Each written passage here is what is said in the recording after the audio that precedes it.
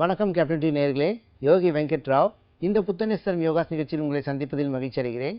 இன்னைக்கு நாம பண்ண போகிற ஆசனம் ஸ்கந்தாசனம். ஸ்கந்தாசனம் அப்படின்னா உட்கார்ந்த நிலையில் இருக்கணும். உங்கள் 2 குதிகால் மேலே உங்கள் புதம் பதிஞ்சு இருக்கணும். அதில் ஒரு கால் மட்டும் நீட்டிட்டு நமஸ்கார முத்திரை இருக்கணும். பேலன்ஸ் பண்ணணும். இந்த மாதிரி பண்ணும்போது உங்கள் ஸ்கந்தம், அதாவது உங்களை முதுகு எலும்பு நேராக நிற்கும். அதில் சோலியாசிஸ் அந்த மாதிரி வியாதியெல்லாம் வராது. எலும்பு தேய்மானம் இருக்காது முதுகில். இது பேலன்சிங் ஆசனம். பிரெயினும் பேலன்ஸ் ஆகும். கால் நீட்டி வைக்கணும் இல்லையா, அதனால் தொடைக்கு கீழ்ப்பக்கம் இருக்கிற அந்த தசை நார்களை நல்லா இழுத்து விடும். எப்படி செய்வோம் பார்ப்போங்களா?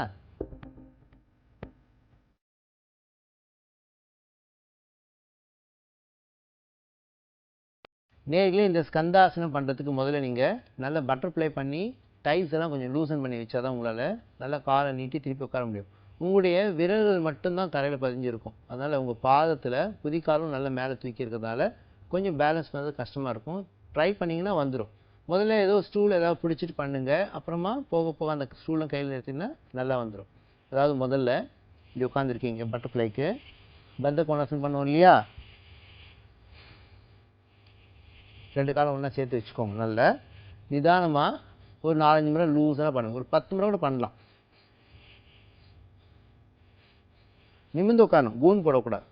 பத்த கோணாசனம் பண்ணும்போது நல்லா நிமிர்ந்து உட்கார். நிறைய பேர் பார்ப்பேன் கூன் போட்டு பண்ணுவாங்க. அந்த மாதிரி பண்ணக்கூடாது இல்லையா. இது நல்லா பண்ண பிறகு உங்களுக்கு என்ன ஆகும், இந்த டைல்ஸு ஜாயின்ஸு இந்த கால் இருக்கிற ஜாயின்ஸ் எல்லாம் கொஞ்சம் நல்லா லூசன் ஆகும்.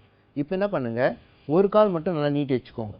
சைடில் உங்கள் லெஃப்ட் கால் விரலெல்லாம் பதிகிற மாதிரி உள்ளே வச்சுக்கோங்க. அதில் உட்காரு.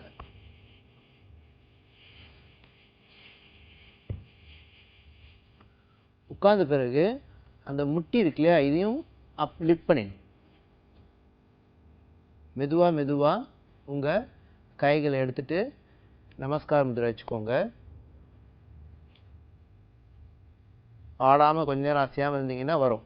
திருப்பி கொஞ்ச நேரம் முடிச்சுட்டு கைகளை வச்சு சப்போர்ட் பண்ணிவிட்டு அப்புறமா காலை மாற்றிக்கோங்க. இப்போ மறுபடியும் உட்கார்ந்த நிலையில் மாற்றிக்கோங்க. அப்படியே மாற்றுறதுக்கு சின்ன வயசில் தான் மாற்ற முடியும். கொஞ்சம் வயசாக இந்த பேலன்சிங் ஆசனம் கொஞ்சம் கஷ்டமாக இருக்கும். பொறுமையாக நிதானமாக அந்த கால்கள் விரல்களை மடித்து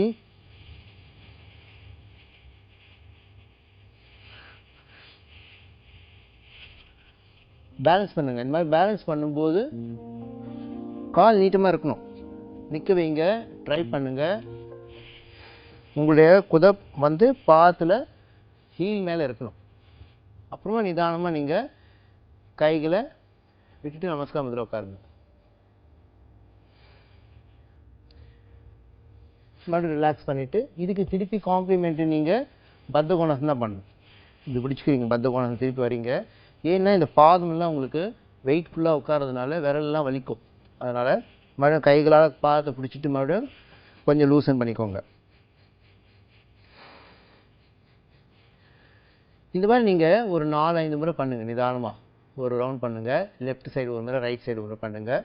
திருப்பி மறுபடியும் உட்காந்து கொஞ்சம் பட்டர்ஃப்ளை பண்ணுங்கள். திருப்பி பண்ணுங்கள். அதனால் நம்ம முதுகு எலும்பில் இருக்கிற இந்த ஜாயின்ஸ்லாம் இருக்கு இல்லையா, ஒவ்வொரு முதுகு எலும்பில் இருக்கிற அந்த L1, L2, L3, L4, அப்போ W1, W2, அப்போ C1, C2, அந்த கழுத்துலேருந்து ஆரம்பித்து எல்லாமே வால் எலும்பு இருக்கிறது தான் ஸ்கந்தம் சொல்லுவாங்க. நேர்களே, சில பேருக்கு இந்த ஆசனம் பண்ணுறதுக்கு பேலன்ஸ் இல்லை, கொஞ்சம் முதியவர்களாக இருக்காங்க, வயதானவர்களாக இருக்காங்க அப்படின்னா பேலன்ஸ் வரலைன்னா உங்கள் நீ ஸ்டாண்ட் பண்ணலாம். எப்படின்னா, இப்போ வலது பக்கம் பண்ணுற பாருங்கள். முதல்ல வலது காலை நீட்டி வச்சுட்டேன். இந்த கால் அழுத்தம் கொடுத்து வைக்கணும் இல்லையா, இந்த நீ ரெஸ்ட் பண்ணுறேன் கிரவுண்டில். ரெஸ்ட் பண்ண பிறகு நமஸ்காரம் பண்ணுங்கள். பேலன்ஸ் ஒரு நல்லா வரும். நிதானமாக பண்ணுங்கள். சில பேருக்கு நீ பெயின் இருக்குது அப்படின்னா நீங்கள் நீக்கு கீழே ஒரு தலைகாணி வச்சுக்கலாம், அல்லது பெட்ஷீட் நல்லா மடித்து நாளாக மடித்து வச்சுட்டு பேலன்ஸ் பண்ணுங்கள். அப்போது உங்கள் கால் தலையில் இப்படி பதிய வைங்க. மறுபடியும் நான் லெஃப்ட் சைட் பண்ணுற பாருங்கள். ஒன்று முறை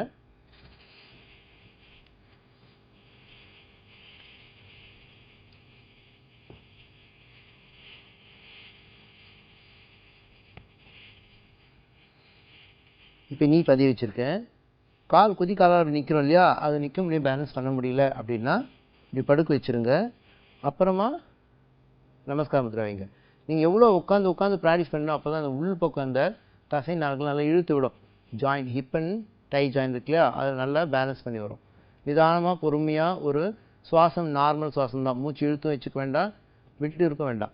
கொஞ்சம் இழுத்துக்கோங்க, விடுங்க, நிதானமாக பேலன்ஸ் பண்ணிட்டே வாங்க. எவ்வளோ முடியும் இருங்க, 10 கவுண்டர் கூட இருக்கலாம், திருப்பி மறுபடியும் பேலன்ஸ் பண்ணலாம். இந்த மாதிரி வயசானவங்க கொஞ்சம் நீ ஸ்டாண்ட் பண்ணி பண்ணுங்கள். ஆல்ரெடி நீ ப்ராப்ளம் இருக்குது, வலிக்க முடியல, காரு இன்ஜூர்டாக இருக்குது, இந்த மாதிரி சில பேருக்கு டியரிங் ஆகிருக்கு லிகமெண்ட்டு அப்படின்னா அவங்களாம் இந்த ஆசனம் பண்ண வேண்டாம். நீங்கள் வெறும் மூஞ்சில் உட்காந்துட்டு கால் வீசினீங்கனாலே நல்லாயிருக்கும்.